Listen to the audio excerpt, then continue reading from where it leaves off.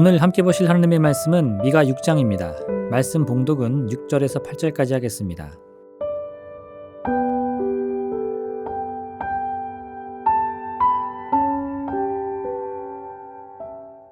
내가 무엇을 가지고 여호와 앞에 나아가며 높으신 하나님께 경배할까? 내가 번제물로 1년 된 송아지를 가지고 그 앞에 나아갈까? 여호와께서 천천의 순양이나 만만의 강물 같은 기름을 기뻐하실까? 내 허물을 위하여 내 맏아들을 내 영혼의 죄로 말미암아 내 몸에 열매를 드릴까? 사람아, 주께서 선한 것이 무엇임을 내게 보이셨나니 여호와께서 내게 구하시는 것은 오직 정의를 행하며 인자를 사랑하며 겸손하게 내 하나님과 함께 행하는 것이 아니냐. 아멘.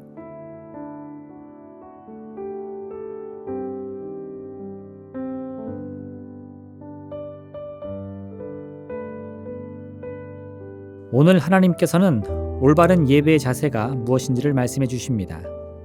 천천의 순양이나 만만의 강물 같은 기름, 그리고 맏아들을 제물로 드리는 것은 모두가 당시 이스라엘 백성들이 행하던 예배의 모습을 말합니다. 순양과 기름은 구약의 율법에도 나오는 제사의 모습이지만 뒤이어 나오는 아들을 제물로 드리는 것은 특히 구약에서 금지하는 이방의 죄의 간습에 속합니다. 그들이 장자를 다 화제로 드리는 그 예물로 내가 그들을 더럽혔음은 그들을 멸망하게 하여 나를 여호와인 줄 알게 하려 하였습니다. 성경의 여러 말씀들을 보면 당시 이스라엘에서는 실제로 맏아들을 제물로 바치는 일이 종종 벌어진 것으로 보입니다. 예언자들은 한결같이 이런 이스라엘 백성들의 행태를 강하게 비판합니다. 흰놈의 아들 골짜기에 도벳사당을 건축하고 그들의 자녀들을 불에 살란다니 내가 명령하지 아니하였고 내 마음에 생각하지도 아니한 일이니라. 어째서 당시 백성들은 무엇보다 귀한 자녀를 하나님께 제물로 바쳤던 것일까요? 이는 성경에서 늘 경계하고 있는 공로사상 때문입니다. 하나님의 말씀에도 불구하고 여전히 많은 사람들이 하나님의 응답을 아무 값없이 누릴 수 있다는 사실을 받아들이지 못하고 있던 것입니다.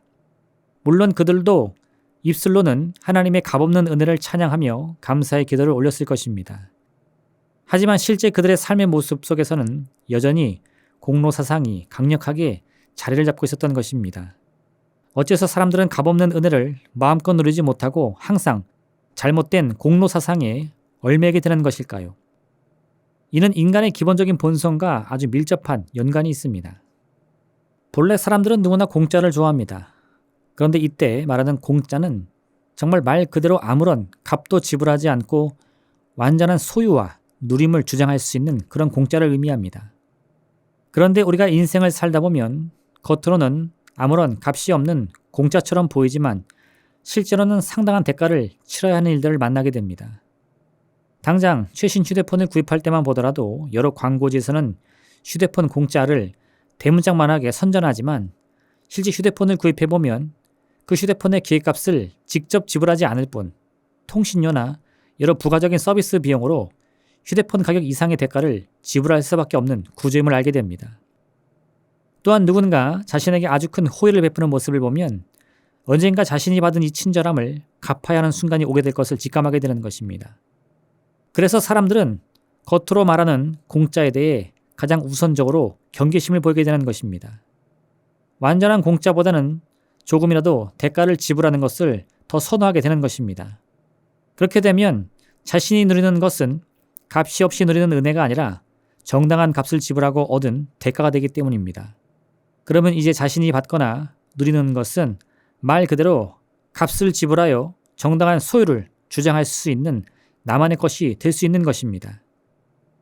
당시 이스라엘 사람들이 맏아들까지도 하나님께 제물로 드린 이유는 자신에게 주어진 혹은 앞으로 주어질 축복에 대하여 하나님이 거저주신 은혜가 아닌 자신들이 정당한 소유권을 주장할 수 있는 합당한 대가였던 것입니다.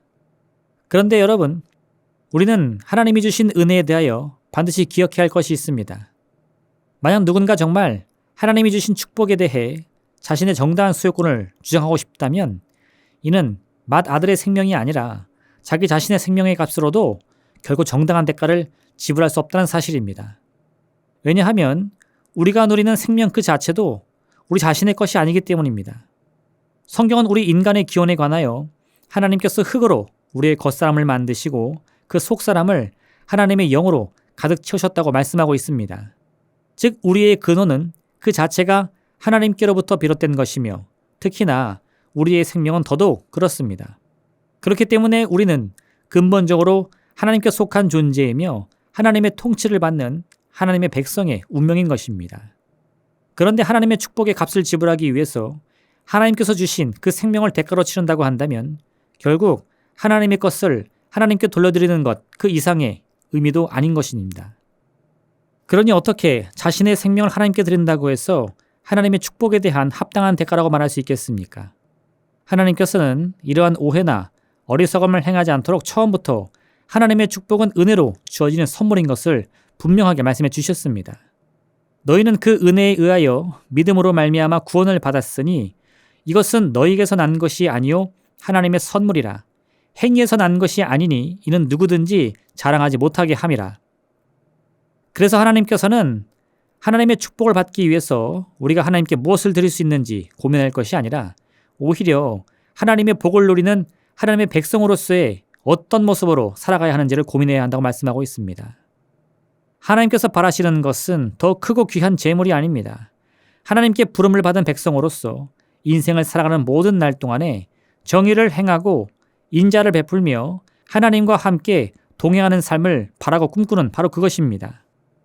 참된 예배의 가치는 예배의 형식이나 절차에 있지 않습니다. 바로 우리의 삶의 모습 속에 담겨 있는 것입니다. 마지막 날 세상 모든 사람들을 보좌의 좌편과 우편으로 나누신 하나님께서 각자에게 물으시는 것은 우리가 살아가는 날 동안에 지극히 작은 자를 멸시하거나 업신여기는 것이 아니라 자비와 긍휼의 마음으로 온정을 베풀었는가 하는 점인 것입니다.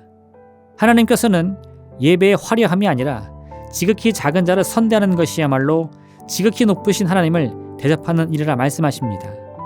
오늘 하루 하나님의 참된 백성으로서 거짓을 멀리하고 내 이웃을 내 몸과 같이 사랑함으로 말미암아 그리스도의 법을 성취하는 이런 모두가 되시기를 바랍니다. 기도하겠습니다.